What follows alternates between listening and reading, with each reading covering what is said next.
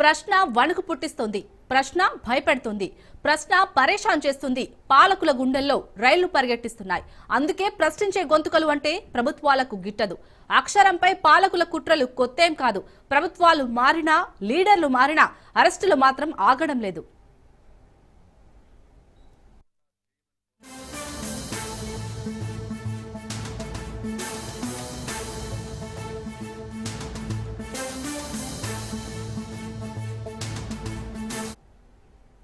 తెలుగు రాష్ట్రాల్లో అరెస్టుల కలకలం రేపుతున్నాయి. జర్నలిస్టులపై రేవంత్ సర్కార్ నిఘా స్పష్టంగా కనిపిస్తుంది. తాజాగా జర్నలిస్ట్ రేవంత్ ని అరెస్ట్ చేసింది. ప్రశ్నించే జర్నలిస్టులను అరెస్టు చేయడంపై జర్నలిస్ట్ సంఘాలు బగ్గుమంటున్నాయి. పోలీసుల తీరును ప్రతిపక్షాలు సైతం తప్పుపడుతున్నాయి.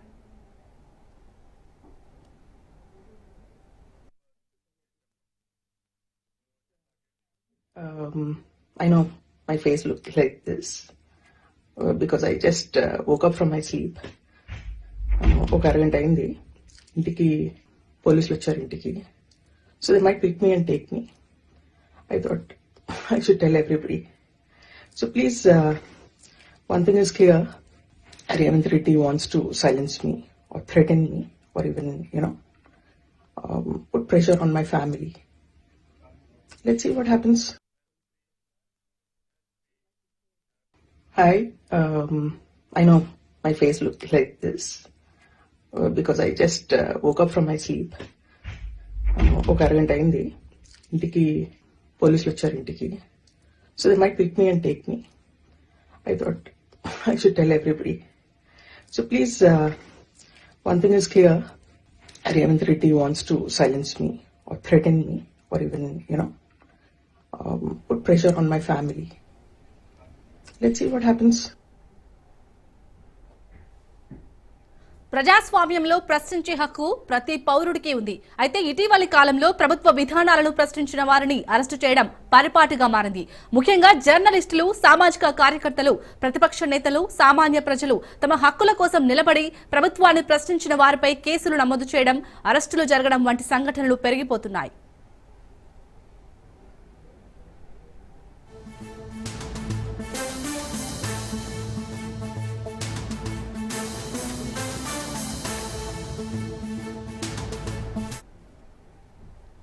రాజ్యాంగబద్ధంగా ప్రజలకు ఉన్న హక్కులను అణచివేయాలనే విధంగా పోలీసులు వ్యవహరిస్తున్నారని హక్కుల సంఘాలు ఆరోపిస్తున్నాయి.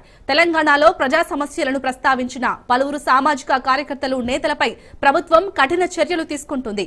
అరెస్టు చేసిన ఘటనలు తీవ్ర చర్చనీయాంశంగా మారాయి.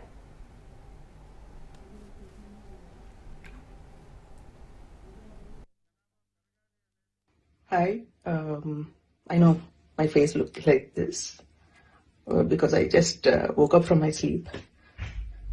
ఒక అరగంట అయింది. ఇంటికి పోలీసులు వచ్చారు ఇంటికి. So they might pick me and take me. I thought I should tell everybody. So please, one thing is clear. Revanth Reddy wants to silence me or threaten me or even, put pressure on my family. Let's see what happens. తాజాగా మహిళా journalist Revathi arrest అయ్యారు. ఉదయం 4 గంటల సమయంలో 12 మంది మఫ్టీలో ఉన్న పోలీసులు ఆమెను అదుపులోకి తీసుకున్నారు. జర్నలిస్టు రేవతి ఫోన్ తో పాటు ఆమె భర్త చైతన్య దంతులూరి ఫోన్, ల్యాప్టాప్లను బలవంతంగా తీసుకెళ్లారు. రేవత్ కి సంబంధించిన పల్స్ యూట్యూబ్ ఆఫీస్ సీజ్ చేశారు. రైతు బంధు రావట్లేదని ఒక రైతు మాట్లాడిన వీడియో ప్రసారం చేసినందుకు పెట్టిన అక్రమ కేసులో జర్నలిస్టు రేవతిని అరెస్ట్ చేశారట పోలీసులు. దీనిపై మహిళా జర్నలిస్టు రేవతి ఓ వీడియో కూడా రిలీజ్ చేశారు. తన ప్రాణాలకు, తన కుటుంబ సభ్యులకు ప్రాణహాని ఉందన్నారు.